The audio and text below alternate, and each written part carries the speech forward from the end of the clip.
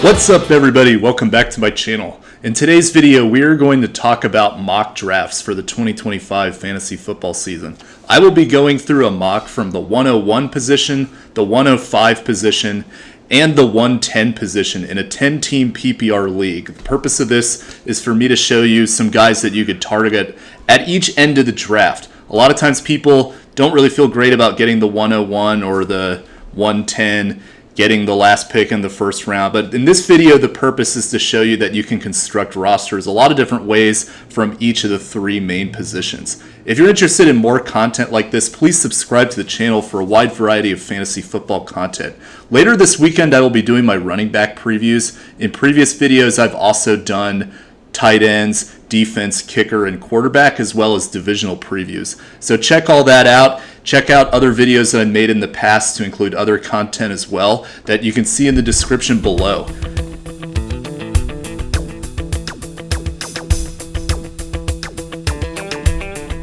Alright, so I will start with my 101 draft, and then I will do the 105 and the 110. And as a reminder, this is a 10-team league from Sleeper. It is full PPR, it has 2 flexes, and a single quarterback. So as you may imagine, it's a little more slanted towards wide receivers in terms of the draft board, but nonetheless, running backs are extremely important, especially those that have pass-catching abilities as well. So what I will be doing is I will first, with this first 101 draft, show you who I would be targeting with the top overall pick. Then I'll be going through guys that I like that you can get at different ranges of the draft. I tried to, in general, kind of mix things up a little bit, so I'm not going after the same guys over and over again. But as you will see, there are a couple of guys that show up a few times because I really like their value. So hopefully that should be a good indicator of who to go with. So with this 101 draft here, to me, the clear 101 in fantasy football this season is Ja'Marr Chase. Ja'Marr Chase has excellent rapport with Joe Burrow. He was a dominant receiver last year. There's really no question about the offense or about the quarterback play or anything that really can limit his production that we see from next year into this year, bearing injury.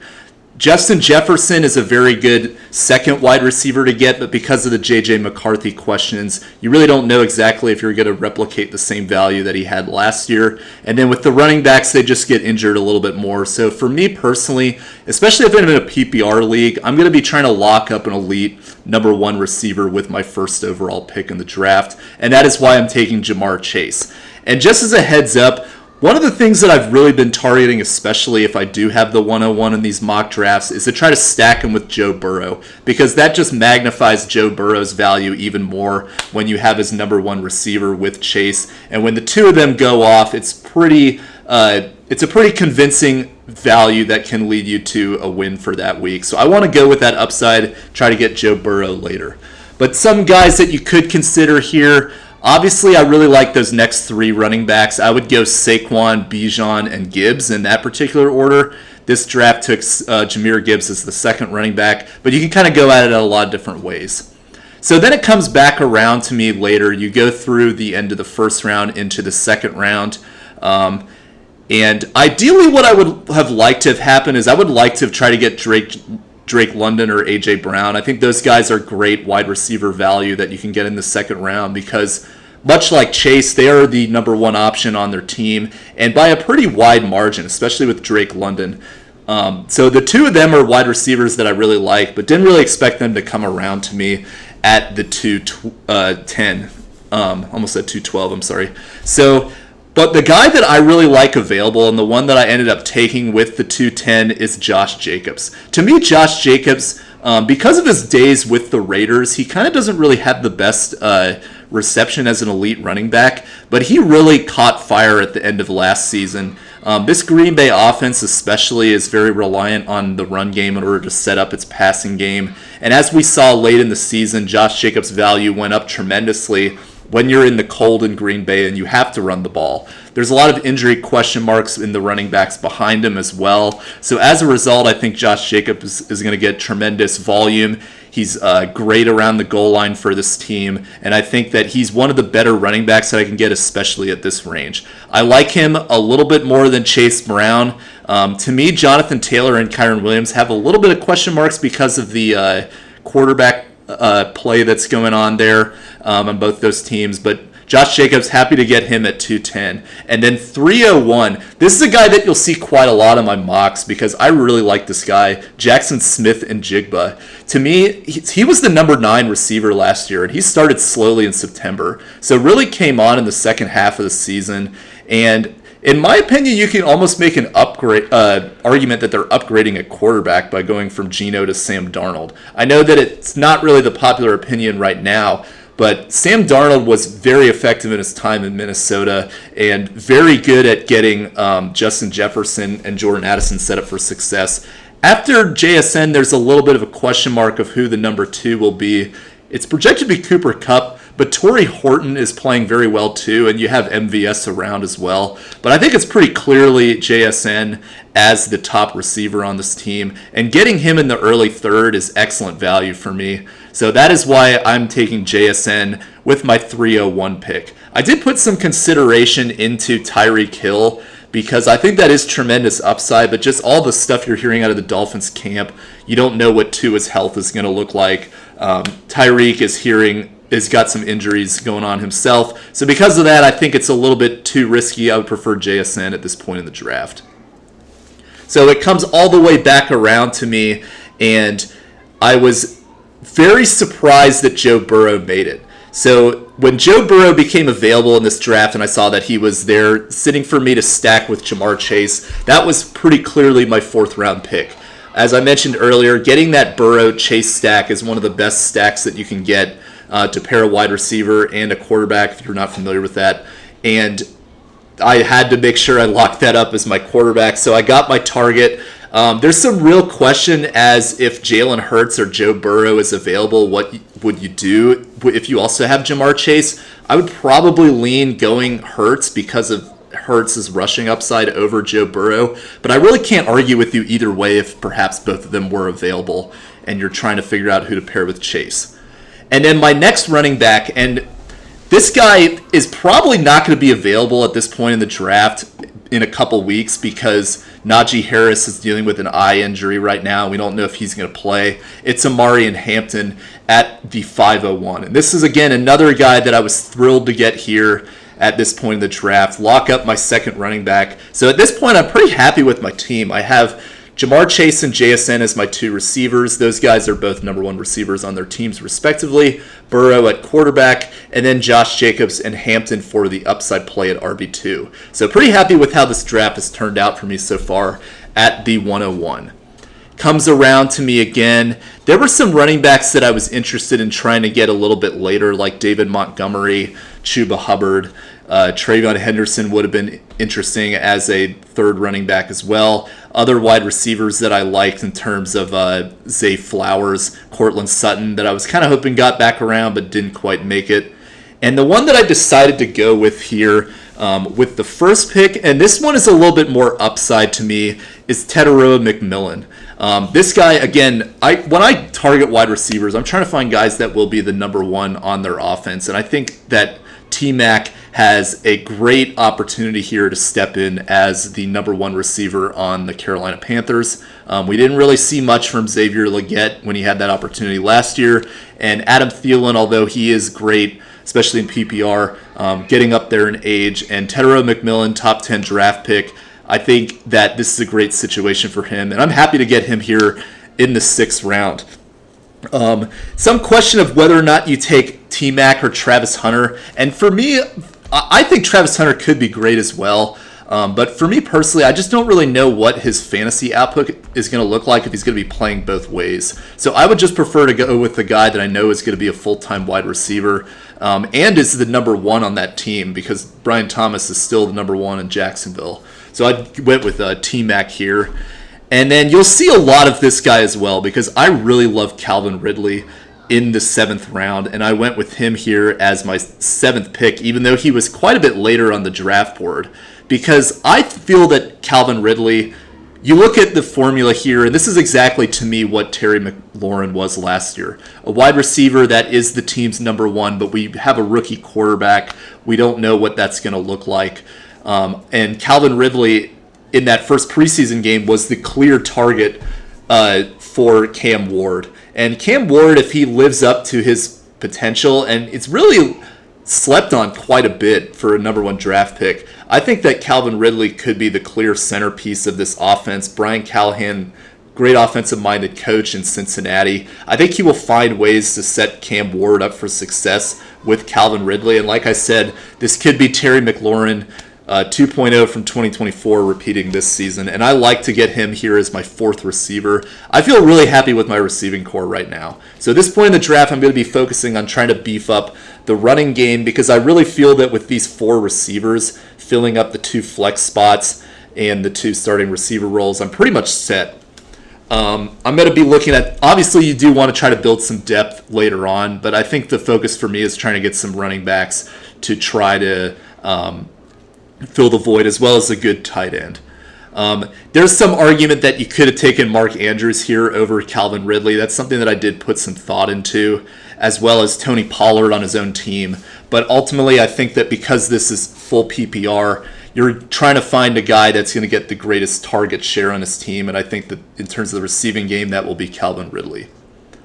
Next coming around to me, and again, very happy about this selection as well, Caleb Johnson from the Pittsburgh Steelers. I was really happy to get him here at this point in the draft. I think that he is one of the more underrated running backs. He didn't have a great first preseason game, but very involved. Jaylen Warren, we kind of already know what he is. He's more of a change of pace back, but not really a full workhorse back, whereas Caleb Johnson could actually be that. And I think this Pittsburgh organization likes to run the ball, likes to figure out ways to make their team successful at the line of scrimmage. And I think that Caleb Johnson as a rookie and as a running back that I don't even have to start, I could put him on my bench initially to start the season. This is great upside. I was very happy to get him here. And then as you go back to my tight end videos, one of the tight ends in the mid to late rounds that I'm most excited about drafting is Tyler Warren. When you go back to my video a couple weeks ago, he was going on consensus in the 12th round. That's risen up quite a bit, especially after his first preseason game. But Tyler Warren here in the 9th, I think that is excellent. And I decided to reach a little bit early to get my tight end because I wanted to make sure that he was available, that I was still going to be able to get him later. So because of that, I reached a little bit for Tyler Warren here, but I'm happy about it because I think there's a real chance that he could be the top target in Indianapolis. We haven't really seen a whole lot of consistency from the other Colts wide receivers at this point. So Tyler Warren, somebody that I love, and I've been mocking in a lot of places in my draft boards. So you kind of at this point are starting to lose out on some of the starting running back value. The guys that I really like that are going in those later rounds are Tony Pollard, as I mentioned earlier. I probably would have taken Pollard over Johnson, to be honest, if he had fallen. Brian Robinson I really love as well, going in the 9th round on average.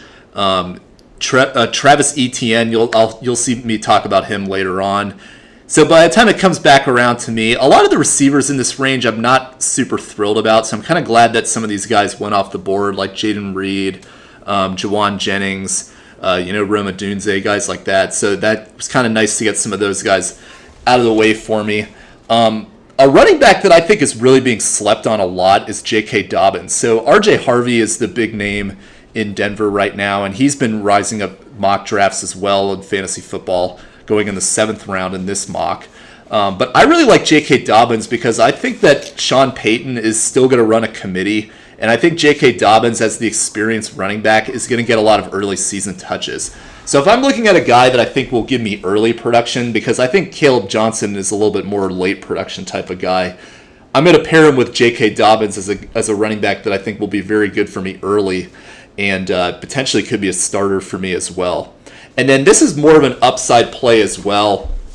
I decided at this point, I didn't really love the other running backs later. I could have decided to go with Najee as a handcuff, for lack of better words, for Hampton. Could have gone Jordan Mason, who I like, but I don't really know what his share in the offense is going to be.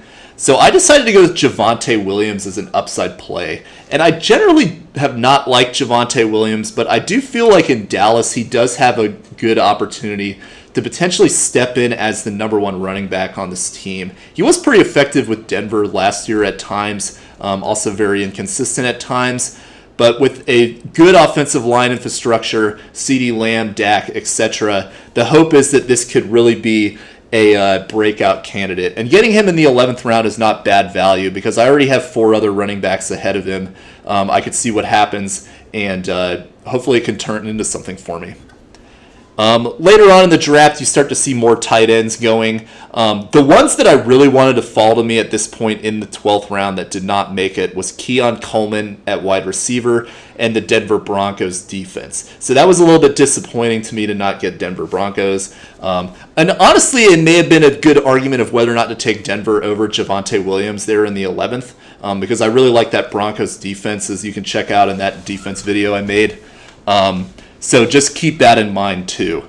So at this point, I decided to go another running back handcuff that I think will get some starting time this season due to injuries, Zach Charbonnet. He's another guy that I like that you can get at this range in the draft who could very well be the starting running back for Seattle. And then my second defense, because at this point, the Broncos are off the board, I really want to lock in on my number 2 defense, and that is the Pittsburgh Steelers. They have a great matchup to start the season with the Jets, and in Week 17, they're playing the Cleveland Browns. So I love this defense as one that you can take early. It could be good for you all season, and then gives you great value at the end of the season in your fantasy championships. All right, so now the defenses and the kickers start going off the board. And you may notice a trend. You could check out my kicker video that I made last weekend. I do not draft kickers unless I'm getting them at great value. And I'll talk about that in a little bit later in this video. So because I don't really like the kicking value, I'm going to try my luck with an undrafted kicker and use that extra spot as a handcuff. And I decided to take Rashid Shaheed as my final roster spot, for lack of better words. New Orleans, I think he has good upside to potentially be the number 2 receiver there. Not a lot of competition for targets, and you're getting him very late in the draft for somebody that could be a wide receiver 2 on his team. And my handcuff is Zach Ertz, because if the Terry McLaurin situation sours, this is an excellent tight end to get late. So it's not really a true handcuff. I think you can make an argument to maybe get Marshawn Lloyd as the backup for Josh Jacobs or Najee Harris if he happens to fall all the way out of draft boards. But I like Zach Ertz a lot. And what I would rather do is just hold him and monitor that situation until week 1, see what happens with Terry McLaurin. And if anything drastic does happen, then I have a excellent flex and tight end for me in Zach Ertz. All right, so that's it for the 101. Now we will go to the 105. And the purpose of this, I try to take some different players, but there's just some guys that I just really love, and as a result, you see some of these guys over again that we talked about previously. So in this mock, again, Jamar Chase went number 1 overall. I think that will be pretty consistent across most leagues. Bijan Robinson went first as the running back, Jefferson, Saquon, and then at 105, I'm really happy with any of those 4 players previously as well if they had fallen. But I love Jahmyr Gibbs as my running back. As I mentioned earlier, I really would want to try to get an elite wide receiver 1. But I do think that these 3 running backs up at the top are so good that you really can't pass on the opportunity to draft them. And that's why I'm taking Jahmyr Gibbs here at my 105. Jahmyr Gibbs, excellent running back, even with David Montgomery there splitting touches as well. And I think Gibbs, should anything happen to Montgomery or he slows down, is just going to be an excellent fantasy player to have. The only real knock on him is the presence of David Montgomery, because this guy is excellent, and I think especially in PPR he's going to be even better. As the draft board moves around, so now you're starting to get into that range of the other running backs and the other wide receivers. I'll talk about them a little bit more when we get into the 110 at that turn. But as I mentioned earlier, one of the guys that I really like that you can get at great value in the second round is Drake London. Drake London, to me, he was the number 5 receiver last year with Kirk Cousins and Michael Penix.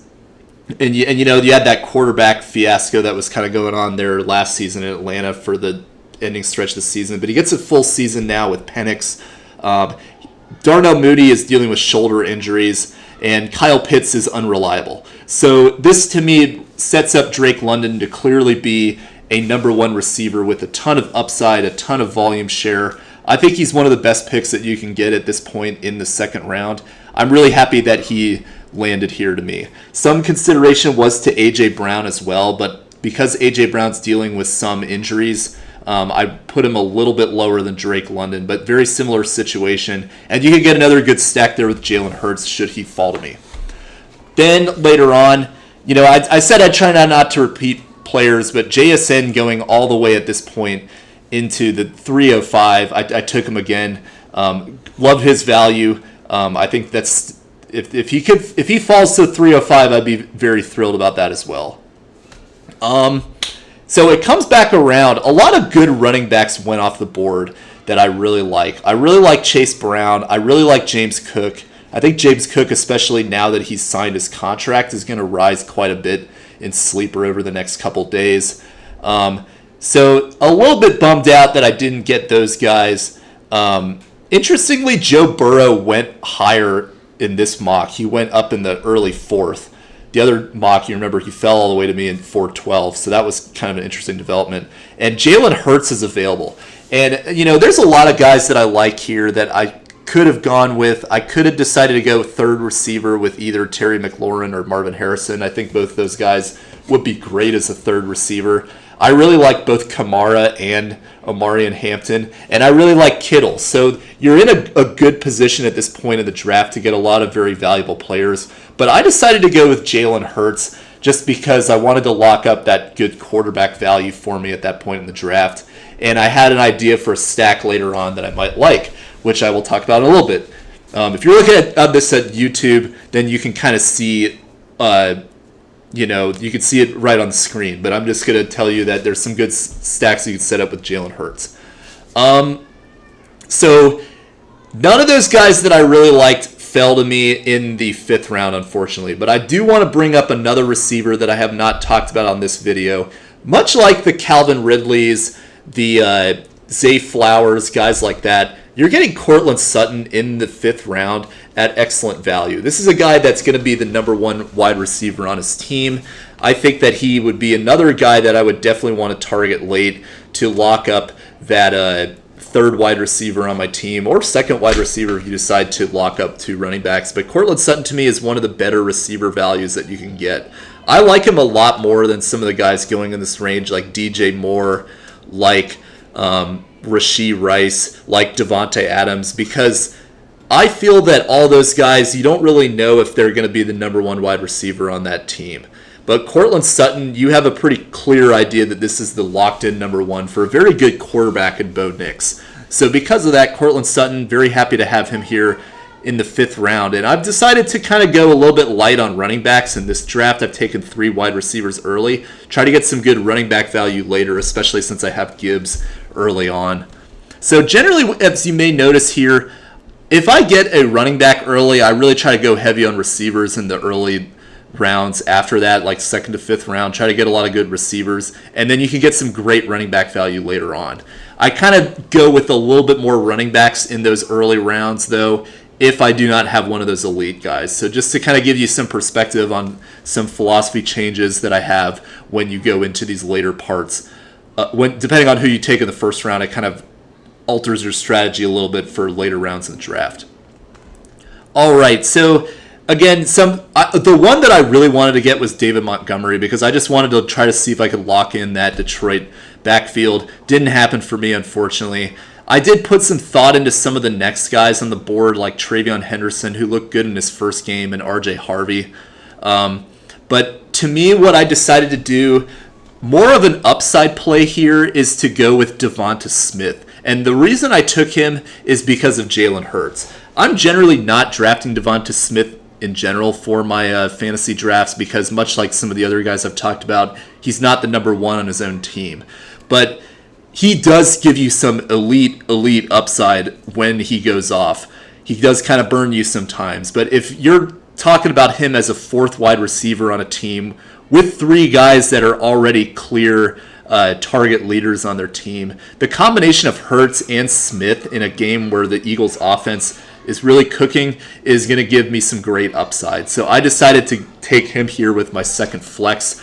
Go with the Eagles stack here, a little bit underrated Eagles stack with Hurts and Devonta Smith. All right, so some of those other guys went off the board. So now you're getting to Patrick Mahomes. You're getting to, Worthy, Williams, and Waddle, guys I'm not super high on. You've got Travion Henderson, RJ Harvey. So some of the running back options are gone. But an underrated running back that I do want to touch on, who, keep in mind, he's getting Ben Johnson now as his coach. And I think that really gives you some great potential with this player, and it's DeAndre Swift. We don't really love DeAndre Smith in the fantasy community, and we've kind of been expecting that they were going to draft a running back over him because of some inconsistencies we see. But they really didn't. They took a 7th-round running back, and they have Roshan Johnson there, but I think clearly DeAndre Swift is still the better running back at this point in time. I think this offense is going to find ways to make him successful, and getting him in the 7th round for starting running back, which has very high upside offensive potential with this Bears team. I really like DeAndre Swift at this point. Pair him with Jahmyr Gibbs, and I think this is a pretty good running back core. I do want to get some more later on, though, to try to lock up that depth in an oft-injured position, but I'm pretty happy with getting him here as my RB2. Some of the other wide receivers go off the board. Bo Nix, I think there's a real argument that I could have, gone with Hampton or Kamara or one of the guys like that, and then passed on Hurts and then try to get Bo Nix here. But I decided not to do that for this draft. But this is not the last you'll see of Bo Nix. As it comes back around to me in the 8th, I had a tough choice here between Tony Pollard and Caleb Johnson. And I decided to go with Pollard, and a lot of it is because of the injury to Tajay Spears. And again, Calvin Ridley was available here too, so I thought about going Ridley again. But to me, I decided to get a better, shore up my running back core a little bit, and decided to go Pollard over both Ridley and the rookie Caleb Johnson, because I think Pollard at this point is in a position where he should get the majority of touches. And, same thing applies to him with Calvin Ridley. They're upgrading significantly at quarterback. Hopefully, Tony Pollard can take advantage of this. And to take him here as my 3rd RB, I think has some good upside that I really like. Talked about Brian Robinson earlier. He comes around to me at this next point in the draft at the 9.05. And I really like Brian Robinson too. This is a starting running back on a team that went to the NFC Championship. He really doesn't give you a ton of elite upside in terms of passing. And they do kind of have a little bit of a timeshare going with Austin Eckler. Maybe they'll kind of get some things going with the other running backs there as well. But I still really like Brian Robinson, and getting him in the 9th is great value for him too. So this is, I think, a good example of if you don't get a lot of the running backs early, there's some really good ones that I like later on. And Pollard, Robinson, and DeAndre Swift are all very good value running backs that should be starters on their team that you're getting in the 7th to 9th round. So at this point, I put a lot of thought into putting a tight end here as well, but since there were still 3 that I felt I liked enough to feel comfortable taking, at this point, I wanted to see, who was available. And I went with Tyler Warren again. I would be comfortable taking Njoku at this point as well. I probably would not have gone Ingram, but more so would have looked to wait a little bit at that point. But Ingram, I feel like in the 10th is not terrible value either, given how this mock is going. But Tyler Warren going to me here in the 10th round, really like that as well. So I took him again for my 2nd time in this video. We work around again. Javonte Williams from Dallas goes. We get some of these receivers here that are kind of a lot of question marks with them. And coming back around to me was Cam Scatterbo. And he's another one of those rookies that I think is very underrated. You don't love the offense there, but I think as a player, he has excellent potential. And I think he could really be a sleeper. You're getting him in the 11th round here.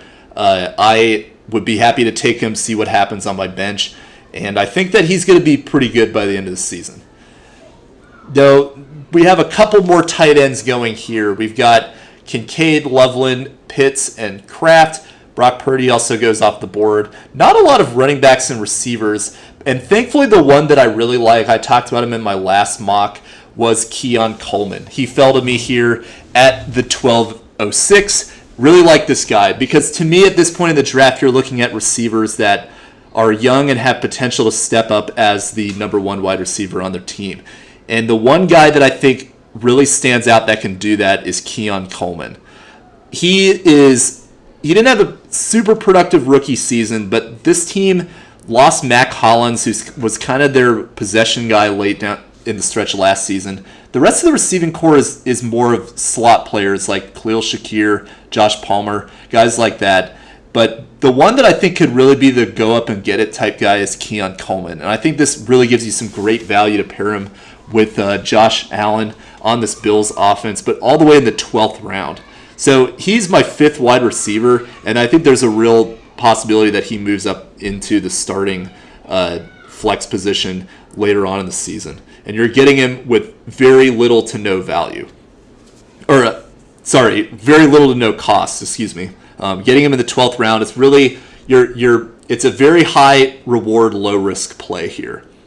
Other guys, Brandon Ayuk, I'm totally out on. Darnell Mooney, he's starting to get there too with his shoulder injury. I like Jaden Higgins, but it's more of him competing to be the number 2 wide receiver as opposed to the number 1 like Coleman. And then Pittman, we've kind of been there, done that with him a couple times. He shows potential here and there, but not something that I really want to go for versus somebody like Keon Coleman. At this point, I'm happy to get Denver here. Kind of the opposite happened. Pittsburgh went first, and then I was able to get Denver, which is my number 1 defense I really like. You could see that in the defense video I made, why I like them so much. Now you have the kickers going off the board, and interestingly, Cameron Dicker and McLaughlin went before Brandon Aubrey in this mock, so that was kind of surprising to me. Comes back around to me, and decided to go with some different guys that I like late that I didn't talk about, but I think are still good value. I could have gone Spears as a handcuff for Pollard. That would actually be interesting if you are locked into Tennessee, but I think there's a lot of risk in doing that. Jaden Blue, he's a guy I like, but I didn't end up going with him. I decided to go Nick Chubb for the Houston Texans. If Joe Mixon does not play, this has a lot of upside. And if anything, Nick Chubb is a good name that you could throw into trades because he's well known in football. He's been around for a while. I think that if he does give you success, it's going to be in the form of a touchdown or two game that basically allows you to be able to trade him for that value, but you're going to see some regression where he's going to give you some pretty low floors. So at this point in the draft, I don't hate Nick Chubb, but I think there's potential to take what I suspect to be early season opportunity and then parlay that into a good trade that can help you. And then a guy I really like that is not on draft boards now, but I would not be surprised if in a few weeks he does shoot up, Keenan Allen of the Chargers. So this guy, he kind of has this thought process now that he's washed because of what happened in Chicago. But Chicago had one of the more dysfunctional offenses in the NFL last season. You also saw him actually have some good games from time to time. But kind of the case with Chicago now, you have so many mouths to feed there that he's kind of was pushed out a lot of times. And on this Chargers team, you have Ladd McConkey, who I think is great. And he's going very high in drafts, a little bit too high for me to want to take him. But Keenan Allen, a guy who's undrafted, who is an experienced wide receiver, already played with Herbert. I think there's a real chance that he steps in as the wide receiver 2 on this team. Trey Harris, of course, is a rookie that a lot of people like.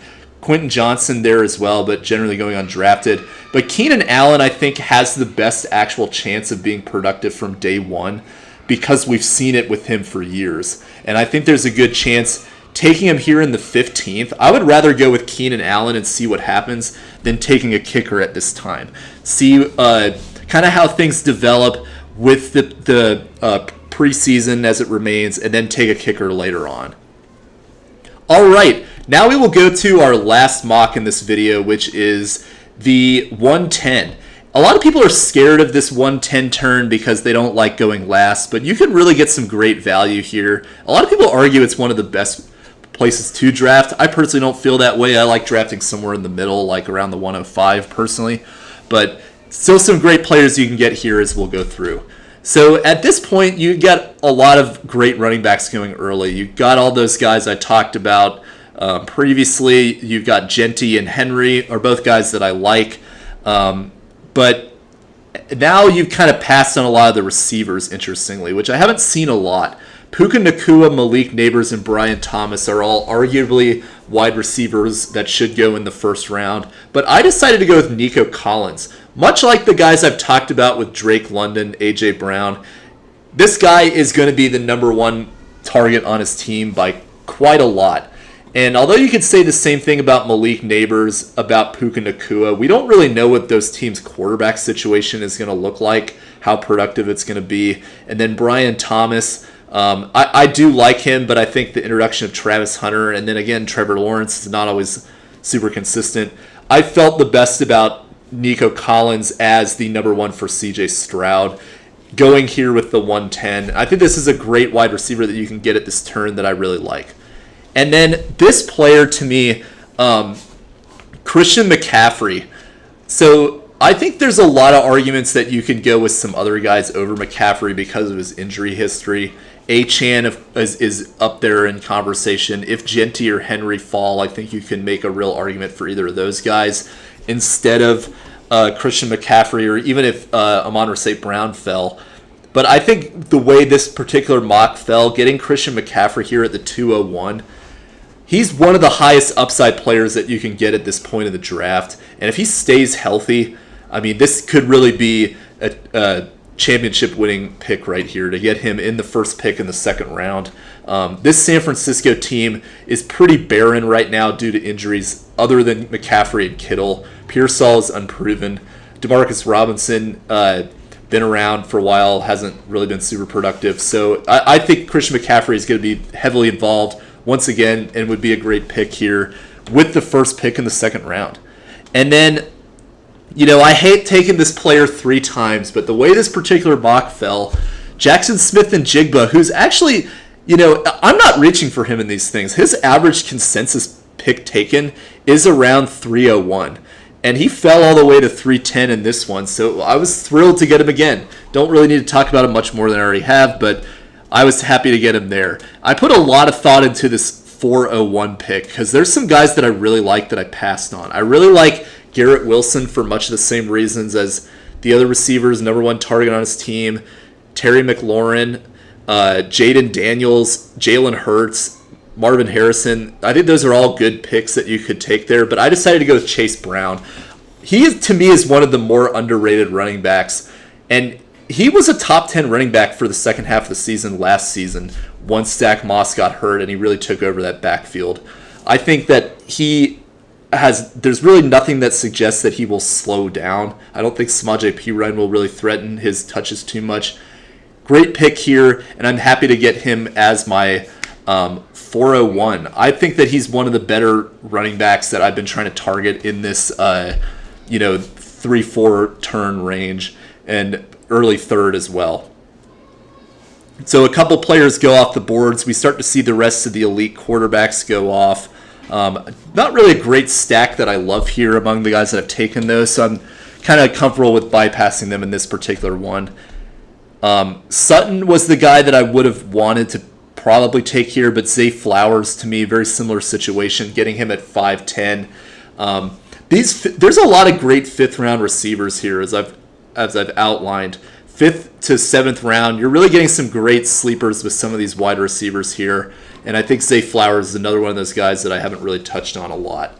David Montgomery, I'm taking him here as my 601 at the turn because, you know, great running back as it is, but incredible upside if anything happens to Jahmyr Gibbs. I think I would, like I mentioned with that mock earlier where I took Jahmyr Gibbs, I would be happy to have both running backs of the Lions and start both. But getting him here as my third RB, maybe I could play him some weeks, maybe I don't. I think David Montgomery, this is a good situation for me to take him. I did put some thought into, whether or not I should try to get one of these running backs or one of these receivers, but I feel like the best value at this turn is David Montgomery. I really felt that that's about as good as you can do at that 601 turn to get him there, and happy to take him at this point in the draft. So this is kind of a weird point in the draft where I think once you get past Laporta and once you get past Joe Burrow, I'm comfortable kind of waiting on some of these quarterbacks and tight ends. The one guy that is kind of an exception to that is Bo Nix, because I think he does give you some great upside. So once the Patrick Mahomes domino falls, Baker Mayfield's solid too. Would have considered him as well at this position, but I decided to go with Bo Nix. I was really going for that Sutton Nix stack. I think that could really be another underrated stack that you can get, but Bo Nix has great upside to me. I think he's going to be a top 10 quarterback for fantasy, and I think that getting him in the 7th round is pretty good value that I like there. And then Calvin Ridley, I mentioned him earlier.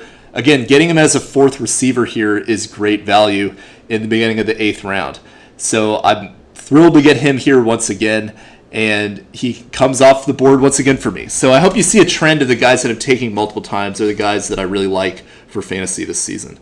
So I decided to take a calculated risk here, and I did put some thought into Mark Andrews once again. I put some thought into Pollard, Robinson, Johnson, the guys like that I've already kind of talked about a little bit.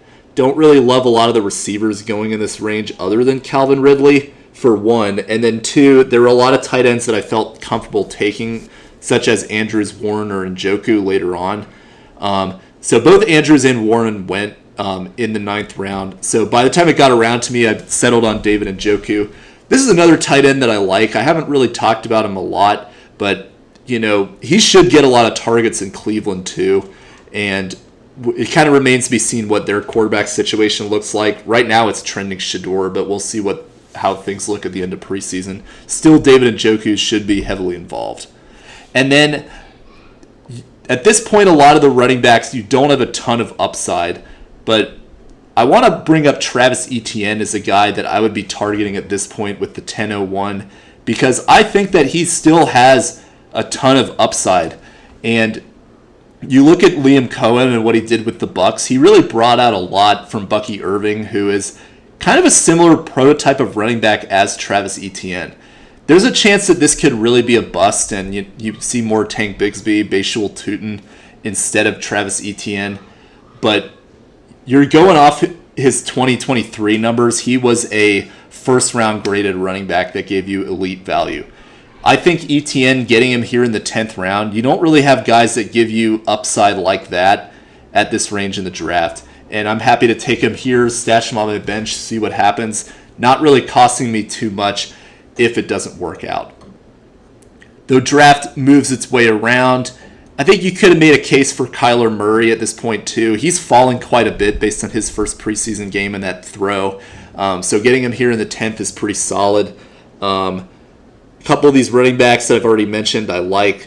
Keon Coleman comes around to me at 11-10, and I decided to go with him there because I think, as I said, he's one of the receivers that I think gives you that elite upside at this point in the draft. Denver, Broncos, I decided to take here, and a lot of this was because you may look at this and you may think to yourself, like, why would you take Javonte Williams in the 11th earlier, but then go Denver here? Well, keep in mind at that point in the draft, I was on all the way to the other side, so I was betting on Denver coming all the way around to the end of the 12th, which didn't end up happening. So by the time I got to this mock, I was like, okay, I'm not going to play any games, because when it comes back around to me at the end of the 13th, I know that Denver and Pittsburgh and Philadelphia are all going to be gone. So I decided to bite the bullet, take Denver here, lock them up as my defense. So a couple other players that I like. Jaden Blue of the Dallas Cowboys. I like Javonte Williams, but Blue in the 13th I think is also good value. that backfield is pretty much up in the air. You can make arguments for both Javonte Williams, Jaden Blue, Miles Sanders, no. But I think if you could get Jaden Blue in the 13th, I think that's good value too. And then this honestly surprised me. And you may kind of be coming at me right now like, you're the no kicker guy. Why are you taking Brandon Aubrey right here? Because if you could get Brandon Aubrey in the 14th round, that's incredible value.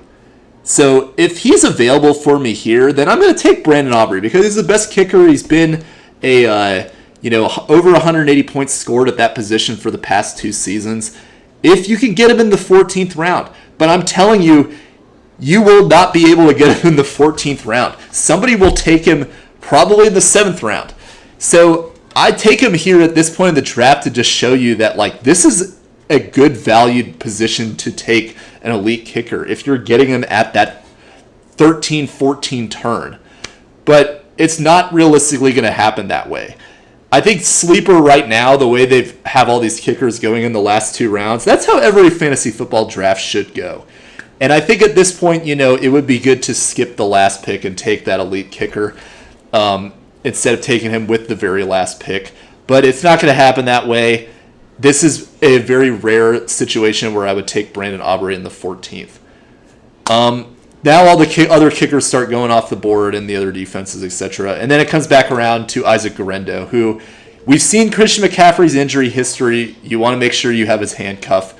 And that's why I took Guerendo here as my pick in the 15th. And I'm really only taking Guerendo if I have also McCaffrey to try to protect myself. All right. That's all that I've got for this mock video. I'm going to give you some mocks from some other positions as well in the draft, as well as some other types of leagues. We'll do some bigger leagues, some smaller leagues, some super flex leagues. And as always, if you have any questions, ask them below. I reply to all of my commenters, so please take advantage of that and ask any question that you got. All right. Well, that's all that I've got for this video. Hope you guys have a great week, and we'll see you all next time. Bye.